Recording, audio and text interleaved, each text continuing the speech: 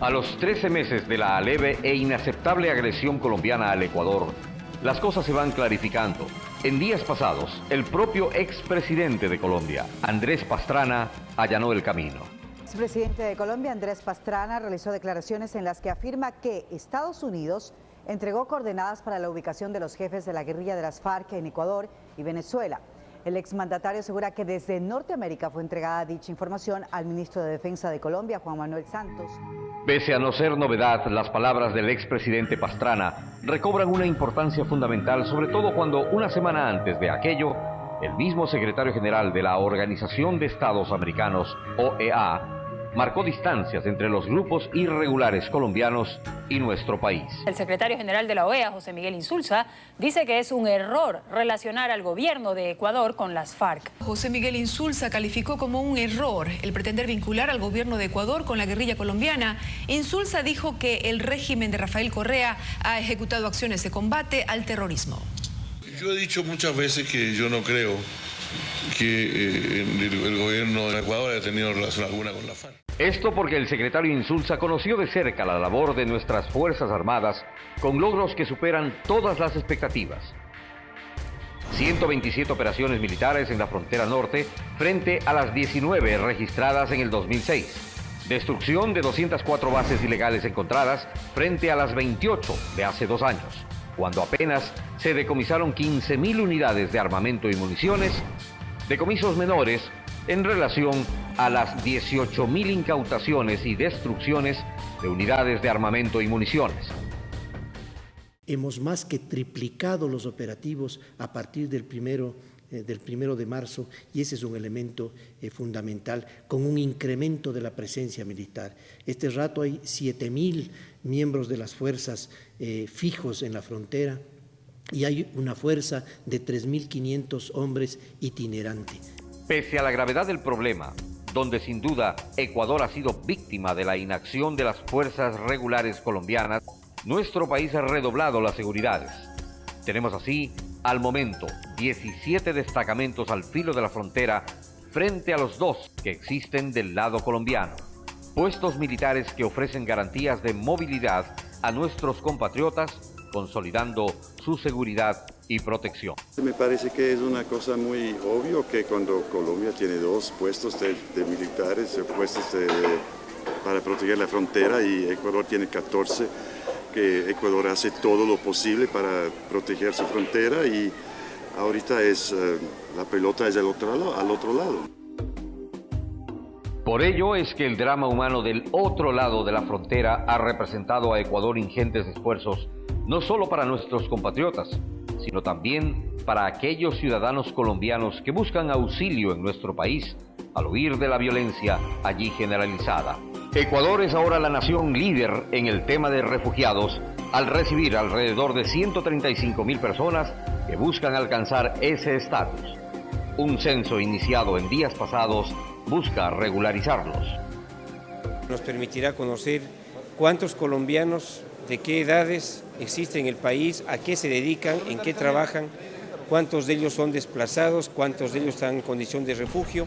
En este año, el estatus de refugiados se extenderá a otros 50.000 colombianos que se sumarán a los 21.000 registrados, lo que forma parte del plan emergente desplegado en la frontera norte y que fue constatado en el terreno por los nuevos observadores de la OEA, que a inicios de marzo visitaron los destacamentos ecuatorianos en la frontera norte, llevándose una grata impresión. En la frontera norte, en el año 2008 y en este año 2009 se hará una inversión de alrededor de 16 millones de dólares en temas de seguridad. Lo que estamos haciendo es una mejor y mayor presencia de las instituciones, tanto de Policía Nacional como también de justicia en general.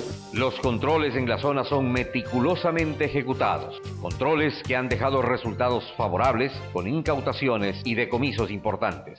El arsenal estaba camuflado en rollos de tela para ser trasladados por trocha hacia Colombia para su comercialización. La incautación se produjo después de una operación de inteligencia que empezó en el terminal terrestre de la capital. En total se encontró 93 paquetes de cocaína. El operativo de captura se llevó a cabo en el sector de Carapungo, al norte de Quito. Son en total 101 kilos y 305 gramos de cocaína. En la provincia de Esmeraldas, por ejemplo, 5.000 uniformados se encargan de los patrullajes y la seguridad. Si bien esta es una de las zonas más conflictivas por la constante presencia de grupos irregulares entre guerrilleros, paramilitares y narcotraficantes, todos colombianos, los esfuerzos son importantes. El grupo de tarea especial coordina con los pobladores las acciones a desarrollar, señalando plazos para su ejecución. Hay infraestructura que está construyendo, hay equipamiento que está llegando, que viene manejándose desde el año anterior y que para este año ya se va a ver los frutos. Es una realidad que los casos de sicariato han logrado traspasar las fronteras y la inseguridad en nuestro territorio es ya un problema de Estado, debido a la escasa presencia y poca efectividad que han tenido los controles militares colombianos. Los anuncios realizados desde la Casa de Nariño, sede del gobierno de Bogotá, no se han efectivizado. Anunció el presidente Uribe que iba a poner aquí en la zona fronteriza 27.000 efectivos, pero del anuncio a la realidad no se ha constatado que efectivamente se controle la frontera. ¿Sigue abandonada la frontera? Sigue abandonada la frontera y el único país que está controlando la frontera es el Ecuador.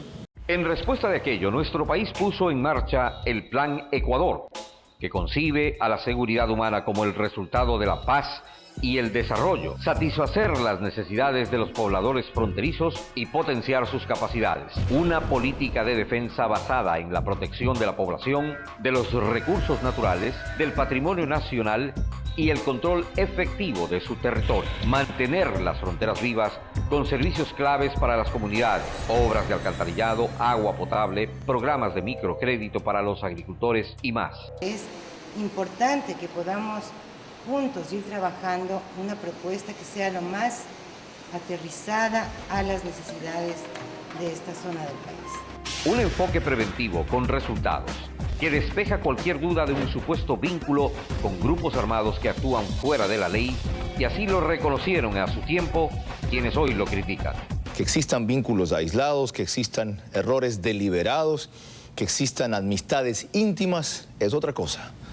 Eso no compromete a todo un gobierno y mucho menos a todo un Estado. Y lo dijo con razón, ya que está claro incluso para los observadores internacionales que Ecuador cuida la frontera común de manera unilateral para asegurar que la circulación de personas, bienes y servicios sean legítimos, seguros y fluidos, a pesar del caos generalizado que todos los días vive Colombia. Sí me pregunto por qué o con qué razón debe ser una tarea ecuatoriana proteccionar la frontera contra la FARC. Más bien, a mí me parece que los colombianos mismos tienen que solucionar sus problemas con su propia frontera y ver que la FARC no puede salir al otro lado. Es claro que Ecuador no limita con el Estado colombiano regular, sino con las FARC y demás grupos irregulares. Por ello es indispensable resaltar la patriótica labor de nuestras Fuerzas Armadas y Policía Nacional, que particularmente en este gobierno han luchado de manera consistente y constante contra la droga, que proveniente de países vecinos ha sido capturada en importantes operativos como Huracán de la Frontera en varias provincias. Decomisos y detenciones como los de la última semana en las inmediaciones de la ciudad de Quito, que dejan en claro la posición soberana de nuestro país de luchar incansablemente contra la droga y sus tentáculos. Sí, las fuerzas en la frontera se encuentran mejor equipadas evidentemente, pero todavía no lo suficientemente. Seguimos haciendo esfuerzos para equipar mejor y sobre todo para entregarle al recurso humano, que en el caso del tipo de amenazas y de conflictos que se vive en la frontera es el fundamental, entregarle a ese equipo humano mejores condiciones tecnológicas. De manera responsable en nuestra frontera se intercambia guerra por desarrollo, violencia por progreso, agresión por bienestar. Una política soberana de brazos abiertos con nuestros hermanos y vecinos colombianos, pero también una política de mano dura contra cualquier agresión a nuestras fronteras.